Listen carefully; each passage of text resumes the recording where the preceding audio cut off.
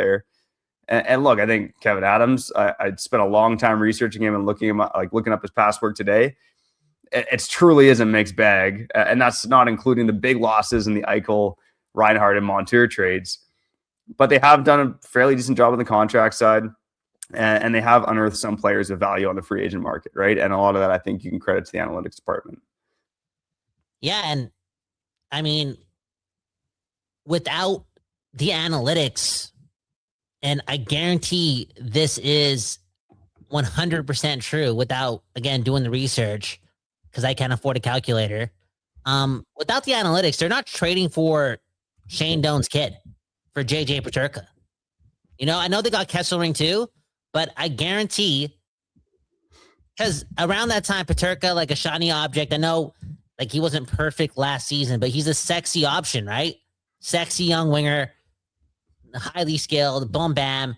And for someone like me, again, meat and potatoes, ironically, Josh Doan, meat and potatoes. But when I see that trade, I'm like, shouldn't they have like reached for like a first round pick? And like, shouldn't they have like expanded their haul a bit more instead of like centering in on Kesselring's a good player, but Josh Doan, I'm like, isn't Josh Doan like slightly better than Dakota Joshua, peak Dakota Joshua? Like, but there I am being wrong. And to have the cojones to make a trade like that and get it so right, ultimately helping Buffalo get to where they are today. On top of that, also, didn't they trade for Bowen Byram like 2 years ago, last year, for Casey Middlestat for Bowen Byram? Like 2 years ago? Yeah, I think it was 2024. So like, I'm just saying, like, dude, that's pretty good.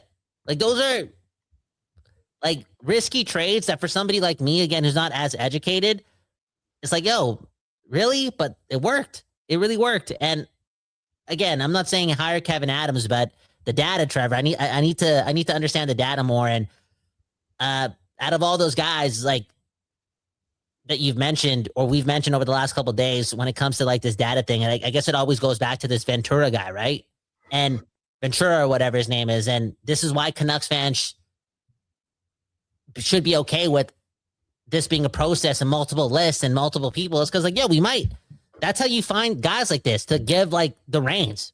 And maybe Ventura's not just the GM. Maybe like he comes in as the president. Who knows? But like I said, Trevor, I'm excited. Yeah, no, absolutely. I mean, you got to have a mix of everybody on your staff, right? And look, I think the Canucks would be wise just to pluck one of the best analytics guys out there for a role in this organization. Look, Ryan Beach there, another former Canucks Army alum. He obviously has done some good work over the years too.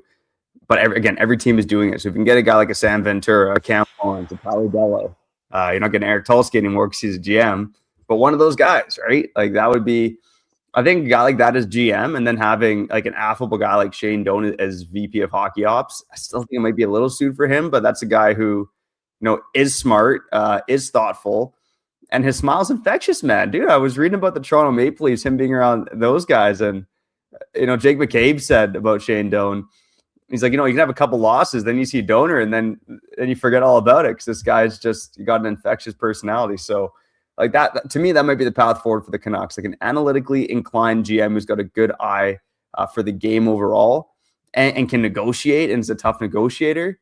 And then finding an affable guy who's also smart and thoughtful to be your VP of hockey ops. Like that, to me, is the path forward. Yeah, and I guess this leads us to talk more about Shane Doan. I mean, you said it in the intro of the show. Like, should Canucks fans be concerned if they do hire Shane Doan, considering that he hasn't been an executive for a long time, and you look at the status of Toronto?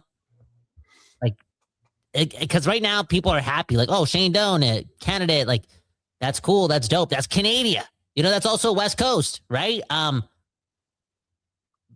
how do you regard him as a executive?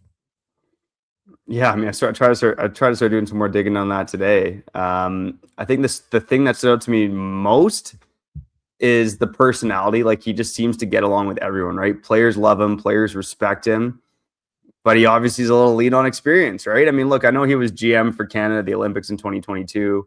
Obviously, he's worked with the Coyotes and has seen part of that rebuild. Has worked with the Leafs now for a couple of years and watched their colossal collapse. I think there's red flags in the fact that he doesn't have a ton of experience. Like going from a special advisor to GM to VP of hockey ops is a pretty big step. And the fact that the Leafs haven't talked to him about that role either, like also does raise some question marks.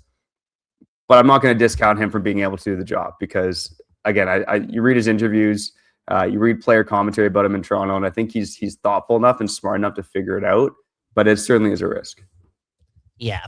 But I think like maybe if he's the guy to learn a lot under Jim Rutherford for 1 year, I don't know. That's not the worst thing ever. And correct me if I'm wrong, Trevor. I know we need like execution and we need like, results, but a nice smile would be nice too for this organization, right? Like a nice face of the franchise, because the Canucks don't really have one right now. And it should happen with the players, and maybe that happens with McKenna very, very soon. But there is, I don't want to use the word PR in the relations between because again, it's about the on ice product, but having a main character like Shane Doan come home, right, and do the job wouldn't be the worst, especially if he could learn a lot under Jim Rutherford in a year.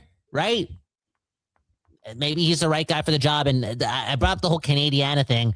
I'm sorry for being ultra Canadian here, but that's how Canadian that matters. That matters here. And Shane Doan comes here. He's going to bring a bit more grit to all facets of the organization. And I guarantee he's going to make sure our scouts draft more Canadians. 100%. Amen. Hey, when I was digging into Kevin Adams today, fun fact about the Sabres, 15 Canadians on the roster, one of the highest totals of Canadians in the NHL. Again, I'm not advocating for Kevin Adams. I'm just saying. More Canadians. All right.